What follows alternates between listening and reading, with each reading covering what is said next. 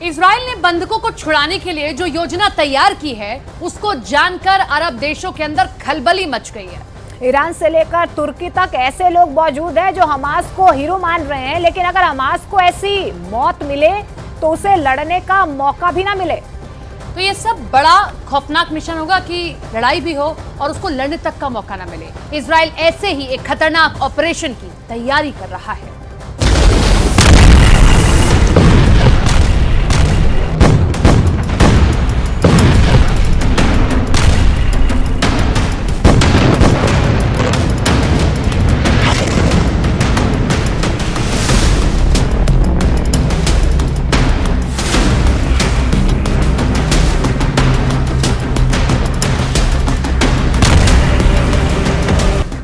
अरब देशों की खबरें दिखाने वाले एक अखबार में ऐसी खौफनाक खबर छपी है कि हमास के लड़ाकों की जमीन खिसक गई है। 22 अरब देशों में फैले हमास के समर्थकों की नींद उड़ गई है। हमास के 35,000 आतंकियों को मारने का ऐसा गेम प्लान अमेरिका और इजराइल ने मिलकर तैनात किया है कि ईरान से लेकर तुर्की तक दहशत में आ गए हैं।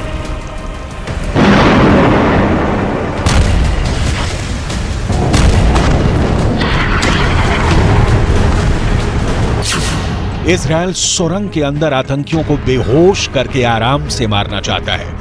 मिडल ईस्ट आई नाम की एक न्यूज वेबसाइट ने एक समाचार प्रकाशित किया है जिसमें लिखा गया है कि इजराइल हमास पर 7 अक्टूबर जैसा सरप्राइज अटैक करना चाहता है।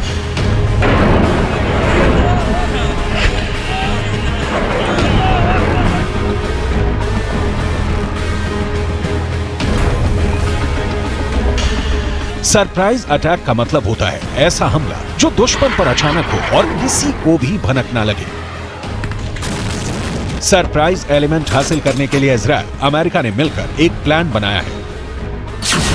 इस प्लान के तहत अमेरिका ये प्रेशर बना रहा है कि इजराइल गाजा के अंदर ग्राउंड ऑपरेशन में देर करे। इजराइल की सरकार की तरफ से ये प्रचार किया जा रहा है कि युद्ध 1-2 महीने का नहीं बल्कि 1 साल का है, और जब हमास के आतंकियों को ये भरोसा हो जाए कि अभी 3-4 महीने ग्राउंड ऑपरेशन नहीं होगा तो वो असावधान हो जाएंगे और तभी हैरान करते हुए अचानक इजराइल हमला करेगा। इजराइल के पास बहुत तेज खोपड़ी वाले जनरल हैं जो इस तरह की योग्यता रखते हैं। मिडिल ईस्ट आई अखबार ने लिखा है कि इजराइल सुरंगों के अंदर ऑपरेशन अमेरिका की डेल्टा फोर्स की निगरानी में करेगा।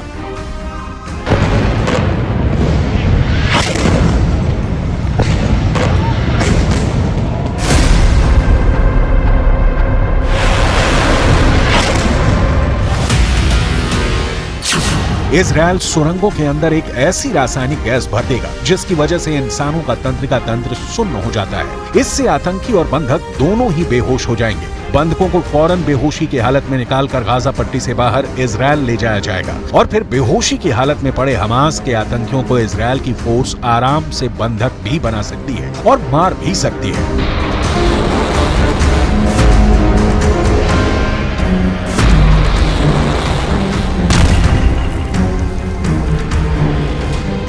हमास के आतंकी इजराइल से लड़ना चाहते हैं, लेकिन अगर उन पर बेहोश करने वाली इस तरह की गैस छोड़ दी गई तो वो बेहद क्रूर मौत मरेंगे, यानी उनको लड़ने का भी मौका नहीं मिलेगा और इस पूरे ऑपरेशन में इजराइल को 0 लॉस होगा, यानी उनको कम से कम सैनिकों की जानों का नुकसान होगा।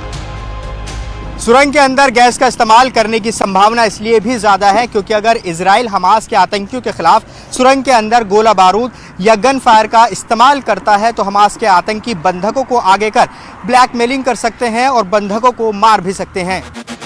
इस अखबार ने जो दावे किए हैं वो कई तथ्यों से मेल भी खाते हैं। ये बात सही है कि इजराइल इस बात का प्रचार कर रहा है कि युद्ध लंबा खींचने वाला है।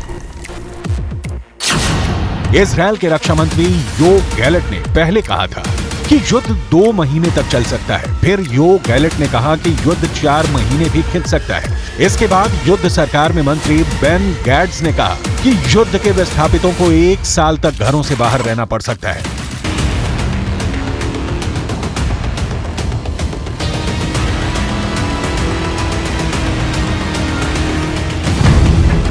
सवाल ये है, क्या ये सारे बयान हमास के आतंकियों में भ्रम पैदा करने के लिए दिए गए थे? वैसे सुरंगों के अंदर आतंकियों को जिंदा दफन करने के लिए इजराइल के पास और भी कई विकल्प मौजूद हैं। साल 2017 में ऑपरेशन नॉर्दर्न शील्ड के दौरान इजरायल की उत्तरी सीमा पर कई सुरंगों की खोज की गई थी। ये सुरंगें हिजबुल्लाह की थी, तो इजरायल डिफेंस फोर्स ने सुरंगों को बंद करने के लिए ट्रक पर ट्रक भरकर हजारों टन गीले सीमेंट सुरंग के अंदर डाल दिए थे। आतंकियों को बहुत बुरी मौत मारने के लिए कई बार इजरायल की सेना इन सुरंगों के अंदर सीवर का गंदा पानी भी डाल चुकी है। इजरायल की आर्मी के लिए सबसे आसान है समंदर का खारा पानी इन सुरंगों के अंदर डालना, क्योंकि गाजा समंदर के किनारे पर बसा शहर है। लेकिन इजरायल के पास एक और ऐसी स्ट्रेटजी भी है जिससे वो बहुत आसानी से आतंकियों को सुरंग के बाहर आने के लिए मजबूर कर सकता है। हमास को इस वक्त डीजल की बहुत सख्त आवश्यकता है, क्योंकि बिजली सप्लाई गाजा में कट चुकी है और जनरेटर से ही बिजली पैदा की जा रही है।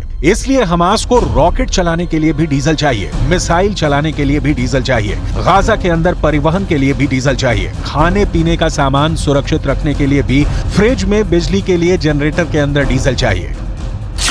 लेकिन इतनी गहरी सुरंगों के लिए सबसे जरूरी है वेंटिलेशन, और ये वेंटिलेशन भी पंखों से ही होता है, और पंखों को चलाने के लिए भी बिजली चाहिए, और इसीलिए बिजली पैदा करने वाले जनरेटर में डीजल चाहिए। अगर डीजल खत्म हुआ, जनरेटर बंद हो गए और सुरंगों में वेंटिलेशन नहीं रहा, तो भी हमास के आतंकियों के दम घुटने से बहुत बुरी मौत हो सकती है। और इसीलिए हमास ने बंधकों की रिहाई का ड्रामा शुरू किया। पहले 2 अमेरिकी बंधकों को रिहा किया गया और फिर 2 इजरायली बंधकों को रिहा किया गया। और जब माहौल बन गया, तब लेबनान के बेरूत में मौजूद उसामा हमदान ने बयान दिया कि जब तक गाजा में ईंधन नहीं भेजा जाएगा, तब तक 50 दोहरी नागरिकता वाले बंधकों को रिहा नहीं किया जाएगा। लेकिन इजरायल डिफेंस फोर्स ने इस बयान को खारिज करते हुए कहा कि बंधकों को रिलीज करने के बदले ईंधन गाजा के अंदर भेजने का सवाल ही नहीं पैदा होता है। Hamas, which governs the Gaza Strip, stores fuel, both diesel fuel and other types of and benzene and other types of fuel. It's all inside the Gaza Strip, and there's enough for many days for hospitals and water pumps to run. Only the priorities are different. Hamas prefers to have all of the fuel for its warfighting capabilities, leaving civilians without it, and then international organizations ask for help, but who are they asking from? Israel और Hamas के बीच चल रहे युद्ध की आंच से Joe Biden की छवि भी प्रभावित हो रही है।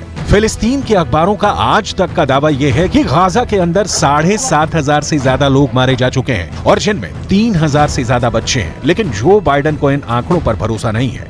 बाइडेन का कहना है कि आंकड़े हमास के द्वारा जारी किए गए हैं, जिस पर भरोसा नहीं किया जा सकता है। इस जवाब पर अमेरिका में विवाद छिड़ गया है। क्या विवाद छिड़ा है, आगे बताएंगे। पहले बाइडेन का जवाब और रिपोर्टर का सवाल सुनिए।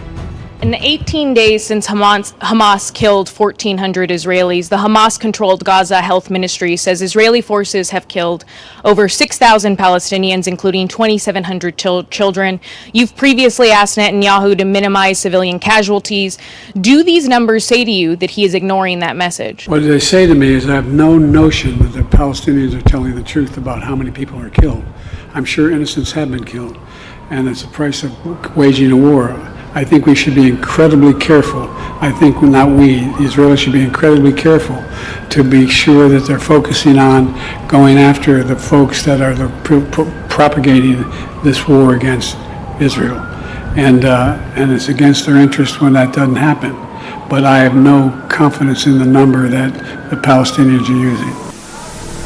इस जवाब पर अमेरिका के अंदर फिलिस्तीनी और उनके समर्थक बहुत ज्यादा भड़के हुए हैं, क्योंकि हमास और फिलिस्तीन बार बार दुनिया को ये बताना चाहते हैं कि इजरायल क्रूर है जो बच्चों को मार रहा है। इसीलिए एक बार फिर से ये सवाल व्हाइट हाउस के प्रवक्ता जॉन किर्बी से भी पूछा गया कि क्या बाइडेन का जवाब असंवेदनशील था और क्या अब जो बाइडेन इस सवाल के लिए माफी मांगेंगे या खेद प्रकट करेंगे।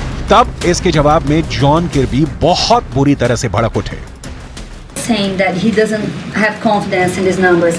The president went further to say that innocents will die and that this is the price of the war. You also said that. I have indeed. Yeah, don't you think this is insensitive? They're being very harsh criticism about it.